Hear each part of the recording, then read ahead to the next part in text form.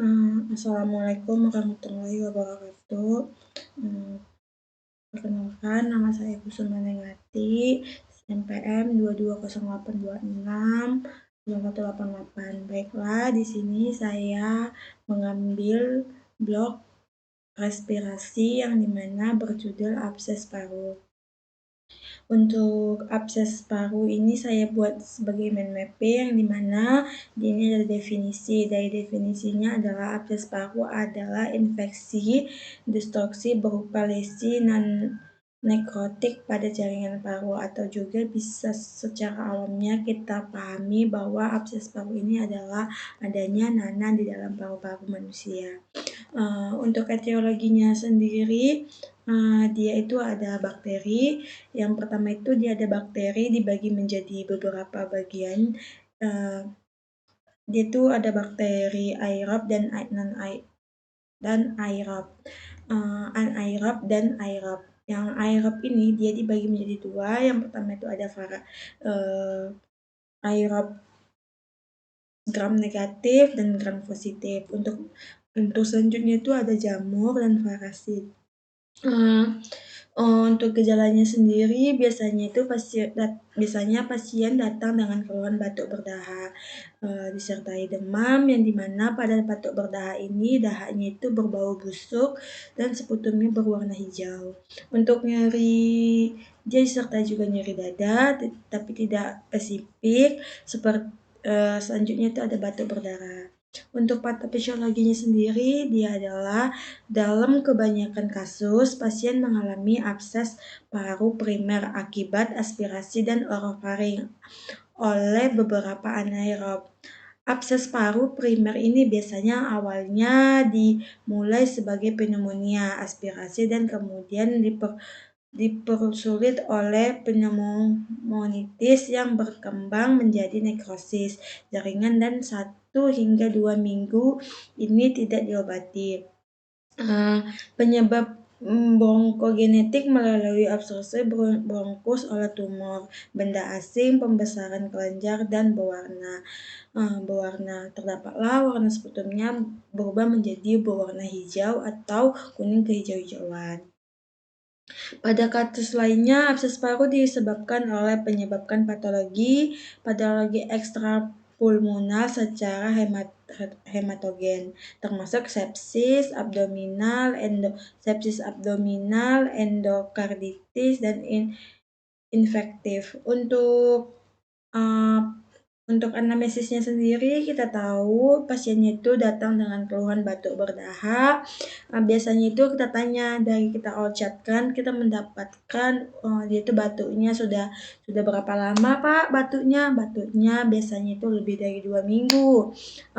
Untuk dahaknya, kita tanya dari karakteristik dahaknya itu, Pak dahaknya berwarna apa? Biasanya itu dahaknya berwarna kuning kehijau-hijauan dan berbau khas atau berbau busuk. Napas juga disertai berbau busuk. Dari riwayat penyakitnya kita tahu bahwa Bapak itu pernah sakit gigi yang tidak diobati atau jarang dari kebiasaannya kita ketahui juga kadang minum alkohol, bisa juga dan bisa juga rokok, dan juga tidak sering gosok gigi. Selanjutnya itu ada untuk pemeriksaan fisiknya. Kita tahu tanda-tanda kondilasi seperti redup pada perkusi. Biasanya itu kan dia ada paru-parunya dibagi menjadi 2 bagian, yang dimana dia paru-paru kanan dan paru-paru kiri. Paru-paru kanan sendiri itu dia terdapat 4 lobus, yang dimana lobus 1, 2, dan 3. Sedangkan paru-paru kiri itu terdapat 2 lobus, yang pertama itu lobus 1 dan lobus 2. Kalau dia misalnya kita biasanya itu pasiennya itu juga mengalami nyeri dada. Kalau kita perkusi biasanya kita dapatkan suara redup di daerah yang terkena penyakit yang adanya abses paru ini atau nanah pada parunya. Bisa juga ditambahkan dengan tanda-tanda efusi pleura, bisa juga suara bronkial dengan bronki basah atau gravitasi di tempat abses. Untuk pemeriksaan penunjangnya sendiri bisa kita tanyakan dengan darah lengkap. Darah lengkapnya karena kan tadi dia demam, terjadinya infeksi, maka terjadilah leukositosis dan laju endap darahnya meningkat. Untuk pemeriksaan sputumnya kita lakukan pemeriksaan BTA untuk menentukan obat apa yang kita berikan kepada pasiennya ini. BTA dan KOH. KOH untuk pototoraksnya sendiri nanti didapatkan kavitas atau kavitas yang berisi cairan atau sering disebut diringkas dengan air food level.